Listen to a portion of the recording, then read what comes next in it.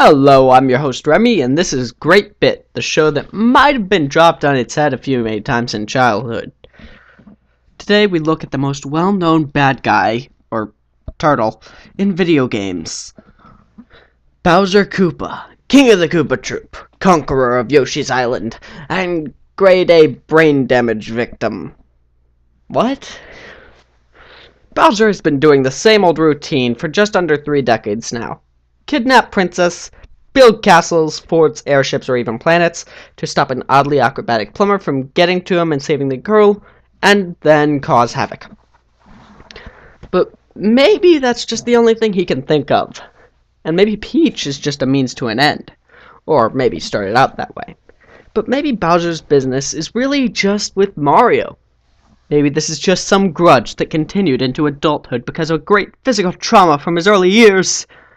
A blunt blow to the head, perhaps. That might also explain the redundancy in his plans. You know, brain damage, brain damage, brain damage, Dane damage. Well, let's look at what disorders he could have that would cause such a grudge and a vivid enough memory to know the idea of his attacker.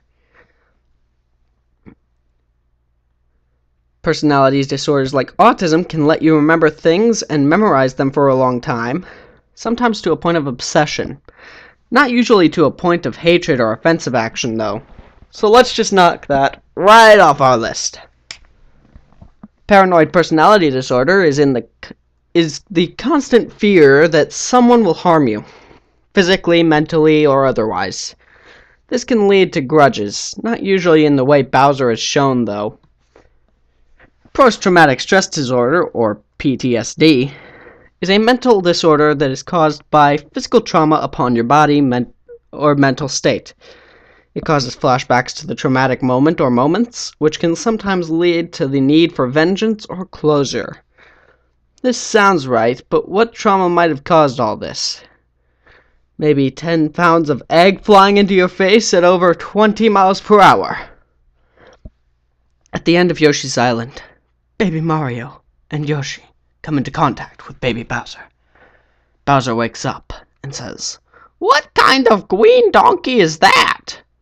Then Bowser tries to force Mario off Yoshi to get a ride, and Yoshi proceeds to pound on the floor, causing the poor little Bowser to flip and land sorely on his chin and stomach, with severe trauma to his body.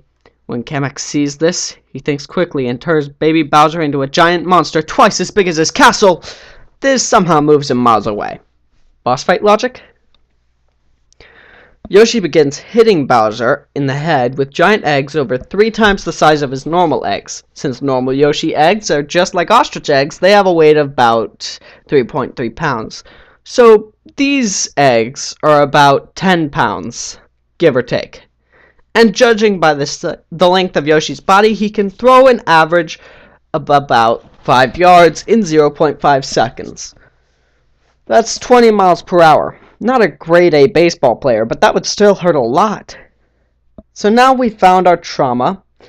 If it wasn't the flipping in the air and falling face first into the ground, it was definitely the giant egg to the face. And now it's time to recap. Bowser sees Mario and Bowser sees Yoshi and Baby Mario and gets jealous. This causes the poor-mannered Koopa kid to fight Baby Mario over the mount. Yoshi doesn't like that and fights back, doing his best to defeat the brat by any means. Yoshi gravely injures the young Bowser, causing slight brain damage and trauma that would stay for him for life. Kamek helps Bowser and the fight continues. Yoshi finds a giant bunch of eggs that are 3 times the size of his normal eggs and throws them right into Bowser's face. In the end, Bowser is defeated and builds an army. For years and years, he collects Koopas and Goombas. And a few decades later, he has a gigantic army and castles everywhere. Now going by his last name, he finds out that his old plumber foe who has haunted his nightmares is back in the Mushroom Kingdom and is very popular with the princess. Bowser decides that he can fight Mario if he can capture the lovely Princess Toadstool, After doing so, he falls in love with his hostage due to his jealousy over Mario.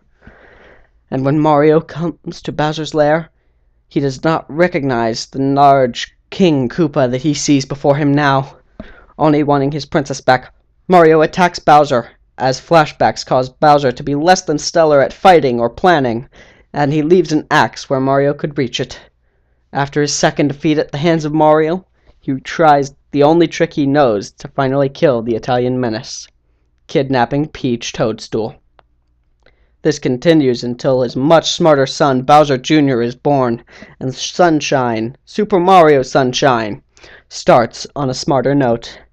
Bowser still has to live with his constant obsession with Mario, though, and so the cycle continues. Bowser, I hope you can find a therapist.